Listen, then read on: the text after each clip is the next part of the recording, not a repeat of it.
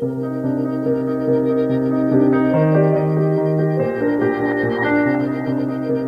Rebel Divas! Welcome to my Writer's Den. Today I'm going to share with you a story from my book, The Accidental Traveler. Now, The Accidental Traveler is a compilation of travel vignettes, stories, flash fiction, all based on my travels and having lived in different places around the world.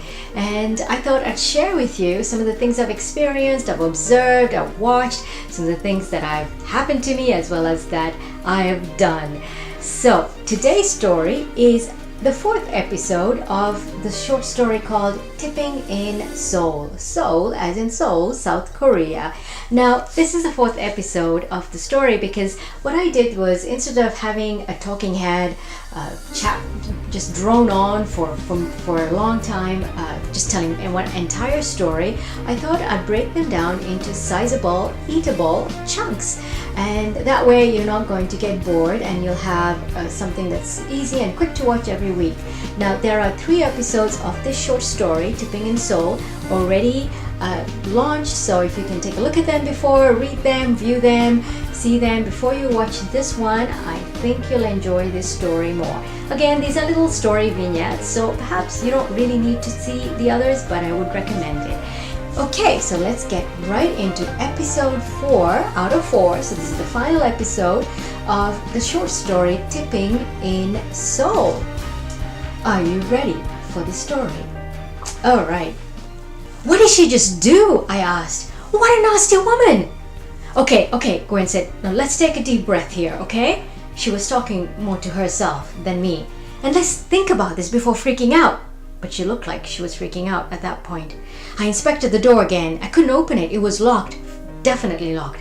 There were no other exits to this little restaurant. We were truly locked. And that's when I noticed the windows in the restaurant. I jiggled one a little bit and I looked around. I turned to Gwen and I said, hey, if we bring one of those tables up here, I think we can get out of the window.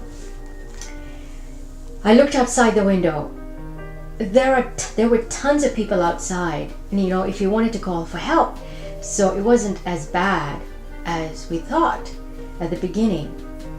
So we're not really stuck, right? Gwen said thoughtfully, and she looked at the table, our table, filled with those delicious spicy Korean bowls of vegetable noodles and rice and curry, and she said, oh, we got everything we want right here. That's true, I said, looking at the bowls of food calling our names on our table. I guess it'll take us a good hour to finish it. I didn't want to leave without finishing the food. We looked at each other, laughed a bit nervously, slid back into our chairs, and got back to our food. It took us a while to start really enjoying the meal again because our brains were still trying to come to terms with the fact that this restaurateur had just locked us in and walked out. And a little shocked about what she did, but we were soon busy eating. We couldn't finish everything. There was still lots left over when we were done. So, do we just sit here and wait for her? I said when we were done. Or do we throw money on the table and just jump out the window? Is that what we do? Gwen looked over at the till and noticed that her till box was open. Said, unbelievable. She trusts us. She just left everything open. Part of us felt partly responsible. We don't want to leave. At least we could stay a bit. Was something that was going through my head. Maybe it was an emergency, Gwen said. And maybe she was telling us about it and we just didn't get it. Whatever happens, I said to Gwen, wherever this story goes, Sumi or her parents cannot know about this. Oh my God, Gwen said, she'd be mortified. And I said, and her parents will kill herself and kill Sumi and maybe even us. I shuddered at the thought of our impeccable host getting even a whiff of this experience that we were going through. They would be so embarrassed. All right, Gwen said, well, she can't be that long. She got up and she walked over to where the liquor cabinet was, those shelves with the liquor bottles, And with the mastery of an experienced bartender, she swiped a bottle and 2 tumblers from the shelf and brought them right to the table. "What are you doing?" I asked her. "Do you even know what's in this?" I said, peering at the bottle she brought. It was filled with this clear but ominous looking liquid. I wasn't ready to try this out. "We'll find out," Gwen said, twisting the cap and pouring me a shot. White wisps of alcohol fumes came out of that glass. I took a deep breath to steel myself. "What if it kills us, Gwen?" I asked her. Gwen wasn't listening to me. She pushed my glass towards me, and then she picked hers up, raised it to me, threw her head back, and downed it in one shot. She made a face, wiped her mouth. "Soju," she said in a cracked voice. "Rice wine." "Your turn now," she said. I wasn't ready. "1 shot or you'll never do it," Gwen said. I still wasn't ready. "Down it now! Where's your sense of adventure?" I took my head back. I gulped it down. I spluttered for a few minutes, my eyes tearing, my throat burning, feeling like my head was on fire. And Gwen was not much of a help. She just sat there laughing at me. But by then, it made me warm, and by then I thought, why not? Have another shot. She poured us another shot, the 2 of us, and I felt I was getting warm and prepared. I looked around me thinking, okay, so we tried the soju, the Korean rice wine. What else can we try? That was when the door banged open, making us both jump. We whirled around. The restaurateur, the woman with the green scarf, was back with a basket of fresh vegetables in her hands. She walked in and gave us a beaming smile with that gap-toothed smile. We just looked at her amazed, wordlessly. What do you say to a restaurateur who locked you up and walked away just like that? All I felt was relieved she'd returned so quickly, that she'd returned at all.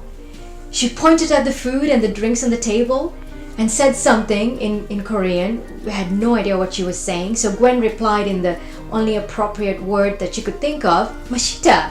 And I said, "Kamsahamnida." Delicious, thank you. But we weren't sure what else to say. We showed her the bottle of wine that we'd taken down. The woman simply gave us even a bigger smile. "Let's go before she decides to lock us up again." Gwen turned to me and gave me a big nudge. I took out my wallet and made a motion to pay. The woman skipped behind the counter and scribbled some numbers. I pulled out a wad of Korean won and handed them to her. It was a lot more than she'd scribbled down. She reached into a till and took some change and made the motion to offer it to me, and with that toothless smile of hers. I remembered at that time watching her doing this, and I realized what I called her just an hour ago when we realized she'd locked us in. I remembered calling her nasty woman, and I also realized at that time she was a woman alone running this small business, a tiny little restaurant in a little corner of the town, doing the best she can do. I felt a twinge of shame. This is a woman who meant well, and she tried to communicate with us, but we didn't speak Korean and she didn't speak Mandarin or English or anything that we would understand. I gently pushed her arm away, and I gave her a squeeze on her hand, the hand that she was holding change for me, and I shook my head, and I just held her hand. At that minute and that moment, Gwen grabbed my other arm and she pulled me out of the restaurant. "Let's get out of here," she said. And we left that restaurant. That was the beginning, or the middle, I guess, of our jaunt into Seoul by ourselves. After we went shopping and went looking around, sightseeing, and without anything more interesting happened to us during the day, we went home to Soon-mi's home to made sure that we timed our return to her home when she came from work.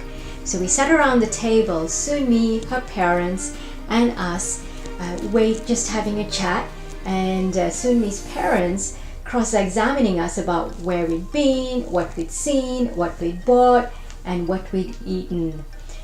In the end, we had to tell them that we checked out a few of the side streets. Neither of us could lie very well. When they asked if we'd eaten well, Gwen and I kind of tried to avoid each other's eyes, and then Gwen said in her most diplomatic voice, "Yes, we tried a small street restaurant today. It was pretty good." That much was true. But Sunmi's parents looked at us skeptically, and Sunmi said, "I don't think they like that idea that you went into the small restaurant. Next time, they'll give you names of restaurants to go to, more upscale in the right side of town. You don't go to small side streets in Seoul," Sunmi was saying. "But the food was delicious," I insisted. I didn't want to disappoint our host, and it was true. We left a really big tip for her. Sunmi took a sharp breath in and whispered, "Oh no, you didn't, did you?" I said, "Yes. Why is that a problem?" "Because in Korea," Sunmi said, "you only tip strippers." The end. That's all I have for you today. Just a little vignette of my time in Seoul, Korea. Stay tuned next week for another story from the Accidental Traveler.